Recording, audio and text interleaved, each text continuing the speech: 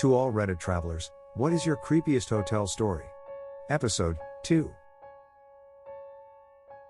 I was traveling out of the country, right after finishing up a huge 5-day work event where I had about 10 hours of sleep total during the 5 days.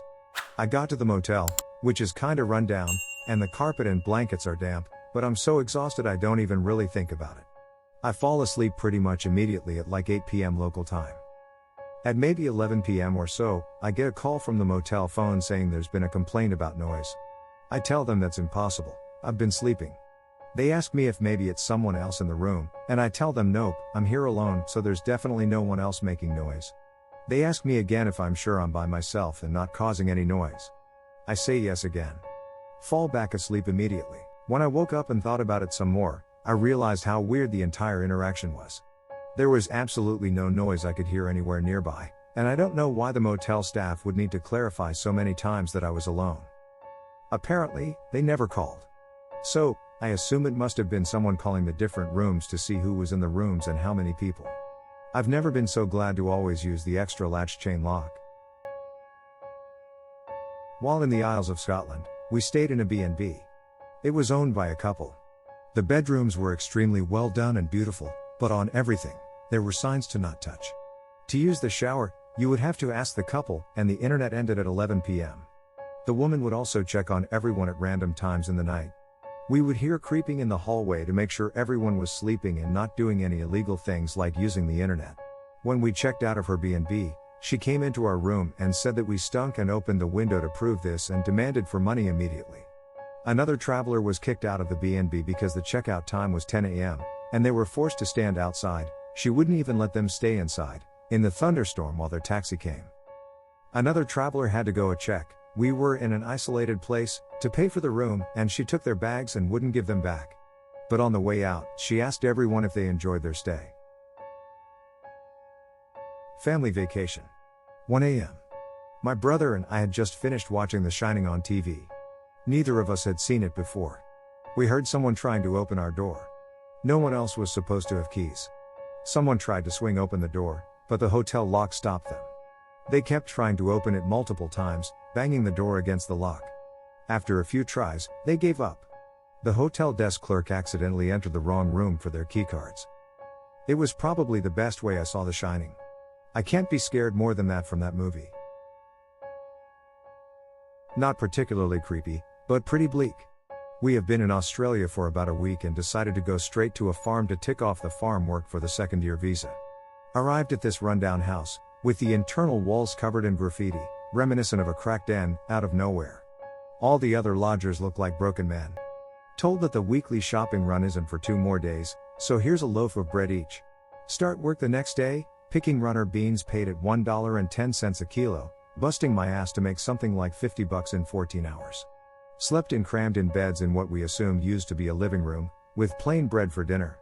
Did a few hours the next day until my mate stood up like fuck this shit, I'm not having this, and straight back to Melbourne we went.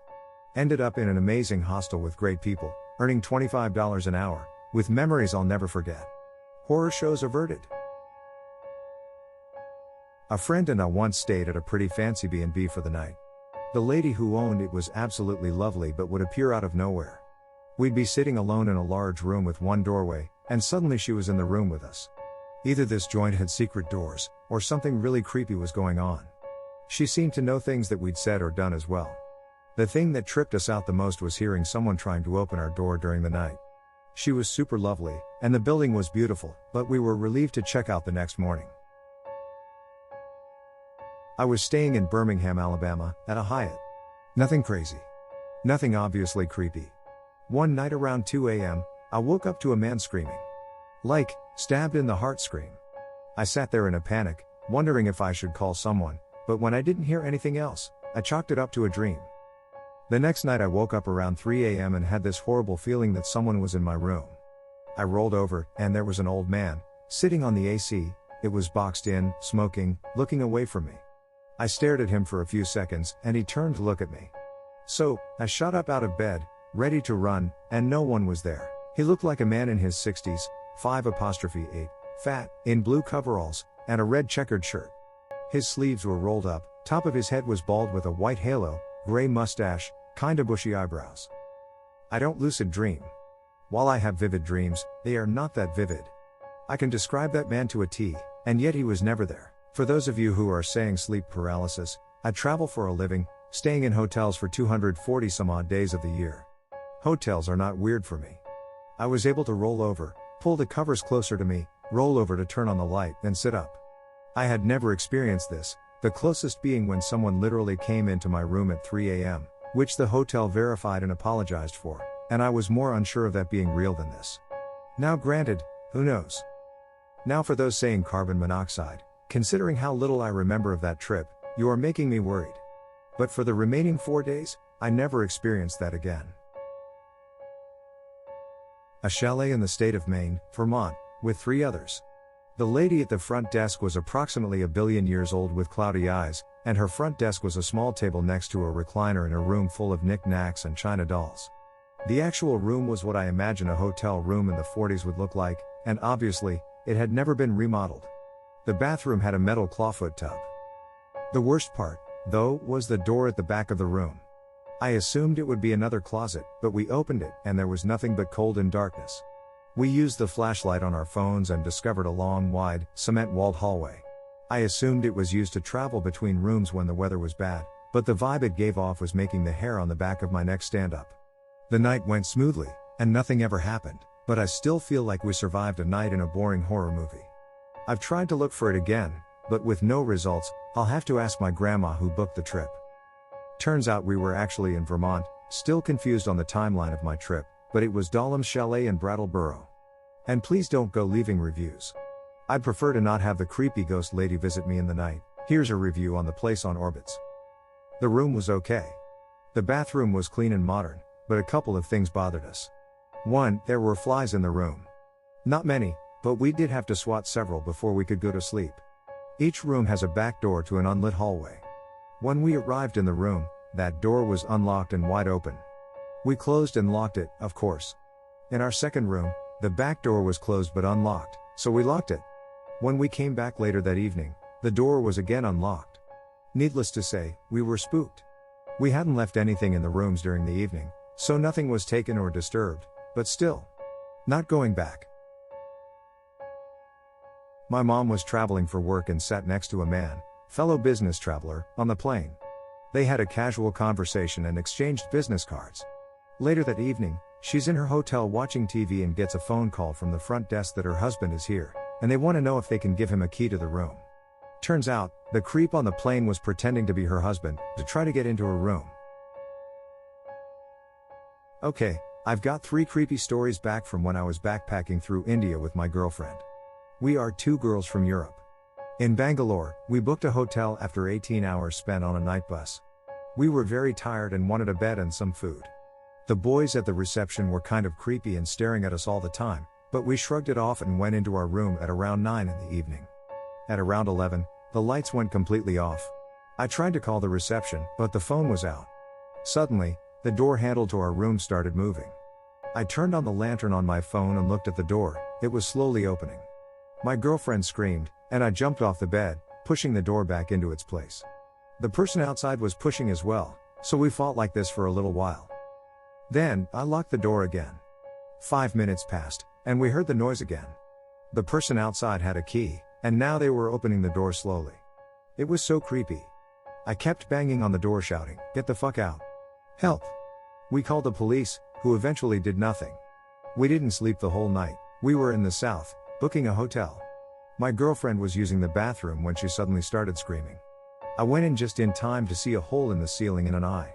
The person ran immediately, and we could hear the footsteps on the roof.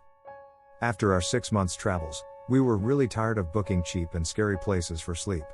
I had an accident and was barely moving, so I asked my girlfriend to book the nicest hotel, asked specifically for white sheets. It was my time to shine. So, the hotel looked nice, white sheets indeed. The guy at the reception was sleeping in a sleeping bag in the reception, but whatever. We went to sleep in our white sheets just to wake up hours later, covered in ticks and bed bugs full of our blood. Was in San Juan del Sur, Nicaragua last year. Massive spiders all over the room. Even woke up with a couple of little scorpions in my bed the first morning. Next night, I'm sitting at the bar, drinking, and chatting with a mate, Feel a tickle on the back of my neck and think it's a mosquito or something. Brush the back of my neck and another scorpion, this time way bigger, plops on the ground at my feet. Stared at it for a moment in shock, squealed like a girl, squashed it, and kept drinking. Oh, I have one. Though this has turned out quite long to describe. So, mine took place in a London hostel a few weeks ago. I have 2 friends with me that are both male, and we're staying in a 9-bed mixed dorm. There are 3 sets of 3-tier bunk beds.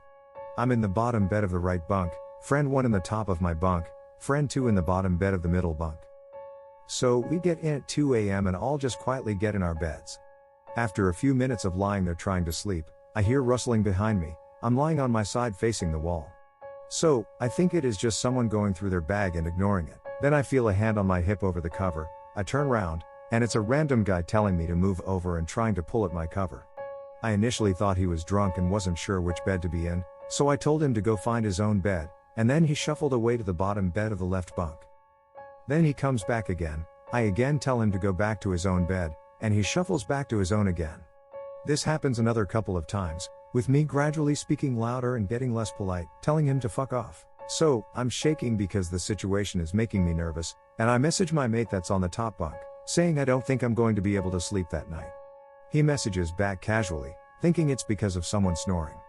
This is when I find out both my mates have earplugs in, and although they've heard me speaking, they each thought I was speaking to the other friend. So, I tell him the situation, and he starts keeping an eye out. I hear the guy go to the bathroom that is at the end suite, but I can tell from the light, he left the bathroom door open whilst doing so and refused to look. The guy goes back to his bed after, and we think the situation is finally over. Then it happens again. My mate keeping an eye out shines his phone light on the floor and shouts for the guy to go away. Apparently, he was crawling across the floor again towards me. The guy suddenly takes offense at my mate's light shining on him and starts actually climbing the bunk ladder like King Kong to get to my mate on the top and was trying to take his phone. They wrestle for a while, with my mate actually kicking the guy in the neck to try and keep him away, only for the guy to swing backward and come straight back at him again. I use this time to run for security, who find the guy still hanging on the bed when they get there, then call the police and have the guy taken away in a riot van and banned from the building. Whilst the police had dragged him outside waiting for the riot van, the guy even head-butted the brick wall several times. No idea what that guy was on because it wasn't alcohol, but definitely on something to take a kick to the neck and still act like nothing happened afterward. The guy kept trying to blame my mate when security came as well, saying things in broken English like come up here and see how violent this guy is. My other mate, that had slept through the whole incident, kept saying the next day that he couldn't believe how friendly everyone in London was. Please don't let this put you off hostels. I've traveled in them alone around Europe and never had any problems before. Usually, hostels are a great way to meet people or find activities to do in the local area. It wasn't ghost creepy, but just a little PSA for your jittery folk out there. If you're going to Japan and booking with Airbnb, make sure it isn't one of those tiny post-war era homes. I booked one like that last year when I went to Kyoto. The quietest neighborhood I've ever been to, and it was a second home that the owner leased out, so I was the only tenant for my 3-night stay. Everything was plywood, and because it was in a quiet little neighborhood, it felt like there wasn't anyone else for miles around. My room was lit by a single light bulb haphazardly hanging from a ceiling that occasionally flickered like in a cheap B-horror movie. Any movement caused creaks and bumps, and the cold air made those happen constantly around me as the plywood expanded and contracted through the day. I'm just lucky the grudge didn't come out of the fucking TV during my stay. Went to a hotel and arrived at night. Me and my brother went to check out the pool and whatnot, and he started to chase me, pretending to throw me into the pool, so I freaked out and ran to our room. My brother was like, "No, that's not our room," and I busted in. The room was either open or unlocked because it was just sliding doors or something because it was in the islands, and saw 2 people making love. They sort of froze, seeing a little 5-year-old boy stare at and ran out of there. To that poor couple I accidentally interrupted, "I'm so sorry. I legit thought it was my room and didn't mean to intrude. I hope I didn't ruin your night." I guess I was the cause of a creepy hotel story. We had a class trip where the hotel we were staying at was actually a small collection of cabins in a woody or grassy area. Apparently, a great majority of my classmates had agreed to go on a run to a convenience store one evening, but there were maybe 6 to 7 of us who were unaware of the plans. So suddenly, from our perspective, everyone was suddenly gone, and we were all alone. We were going around looking for people, and we had split up. I went up to my cabin, which had a balcony on it, and decided to try and survey the area to see if I could spot a teacher or one of the staff there. I saw my friends on the ground and waved at them just to say hi, let them know where I was. What I didn't realize was that I had just washed my hair, so it was long, dark, hanging down and kind of stringy looking, and was wearing a white nightgown, and from the perspective of my friends on the ground, I was backlit by the light coming from inside the room. So, picture a ring-esque girl waving down at a group of preteens in the woods, who suddenly think that everyone vanished. I was on a trip around Southeast Asia in 2012. Kate was staying at this hotel or guest house thing in Cambodia with my traveling companion. It was the middle of the night, and both of us woke up to the sound of our door handle jiggling. Then the door opened. My friend said, "What the fuck?" in a confused, just woken up state, and this scared the person off. We saw him or her running away, and we asked each other if that really just happened. To make things even stranger, I got up and locked the door, and both of us just went back to sleep as if nothing happened. I wonder what would have happened if we hadn't heard the person come in. As I said, the door was locked, and we heard the person trying to pick the lock or do whatever he or she did. And knowing people are home doesn't seem like a smart time to rob someone.